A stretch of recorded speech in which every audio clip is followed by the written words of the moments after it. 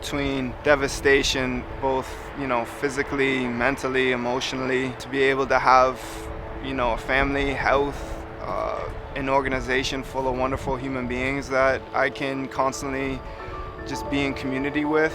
I'm very grateful. I've seen so much hope and resilience in the last year. One of the things I love most about this community is the resiliency of the people. When it comes to this period of time, our students, they're the true expression of resilience. I just love this community because one thing that this community is resilient. There's a lot of things I love about this community. Everyone acts like a family. Now, during the pandemic, I've learned more than probably I've ever learned in 20 years because people's creativity and willingness and caring. The true heroes in this relief work are the nonprofits. The Northeast Arc was able to immediately move all of our programs and supports into a virtual realm. In the midst of the pandemic in March, I was able to put together a team of 10 people to start contacting businesses from home so they could apply for PPP, for example. People really put themselves on the line to deliver the services to the people that we have a responsibility for. The staff understood how dangerous this was, and it gives me hope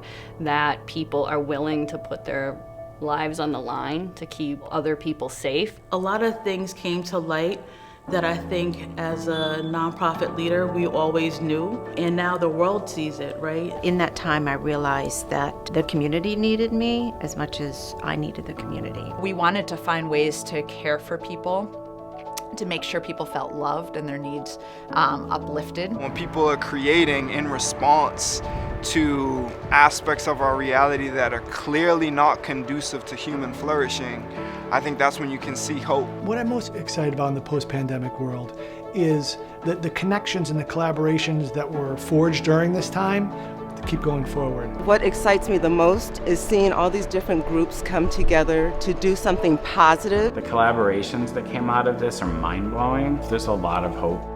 There's a lot of new ideas. Now we weren't just helping a small one-off nonprofit or a large nonprofit, we're helping an entire community of people. It's been remarkable for us to see the resiliency and the adaptability that the local community has had. We all work together. The borders between our communities are meaningless. If we're not feeding each other, we're not helping each other, we're not doing well. The more that we can develop those relationships with individuals and institutions who are committed to this cause, the more that we can start to develop long-term commitments directly supporting vulnerable neighbors. We're more powerful when we work together. Our voices are heard louder and clearer when we work together.